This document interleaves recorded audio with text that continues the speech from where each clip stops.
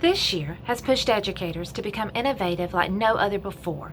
In March, the field of education met this pandemic head-on and transitioned hundreds of years of tradition over the course of a weekend to meet student needs in a way that should astound all stakeholders.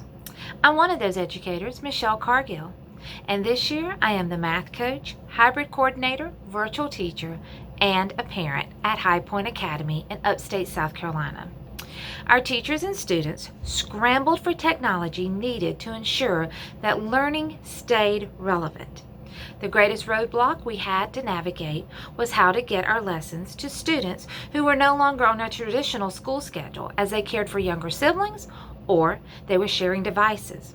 We found that internet services weren't ready for the demands, and yet we kept fighting for our students to receive equitable access. Here, we start another school year where teachers are asked to teach face-to-face, virtually, and in hybrid solutions. We must seek solutions that meet the needs of students and teachers. I want to propose that incorporating podcasts into our curriculum would be a viable solution for many of these problems. According to Edpuzzle, one of the most used educational platforms, just 10% of monthly podcast listeners are in the 12 to 17 year range.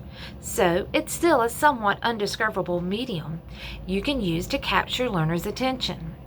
Adding something unexpected is the perfect way to supercharge our classrooms. Teachers could create podcasts of their class discussions, and students could have on-demand access to the discussions during their distance learning. Teachers teaching from home could have an on-demand access to important meetings and professional development opportunities. While flipping the classroom, podcasts would allow teachers to continue to build their communities, include cultural diversity in our lessons, and offer differentiation to all students. In time, we could expand podcasting to be part of our students' digital portfolios, allowing for equitable assessment. Since we are already a one-to-one school, I'm asking you as stakeholders to provide the minimal funds that will allow our teachers to join this fast-growing innovation.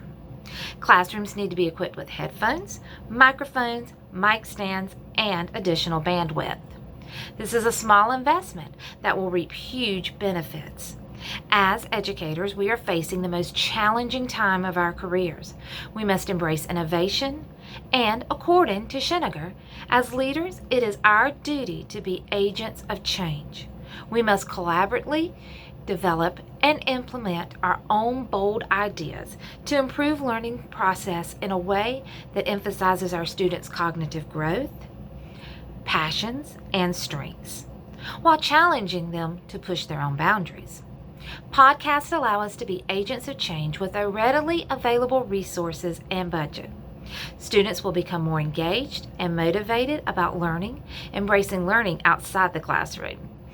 Plugging students into podcasts are relevant to them will encourage them to be a lifelong learner. Podcasts will prepare students to meet our profile of the 21st century learner. Thank you today for your time and your consideration. I ask though, after I leave you, imagine what would adding podcasting to our curriculum allow us to offer? It would allow us to offer a one-of-a-kind educational experience that parents will seek out and therefore increasing our enrollment. Thank you for your time.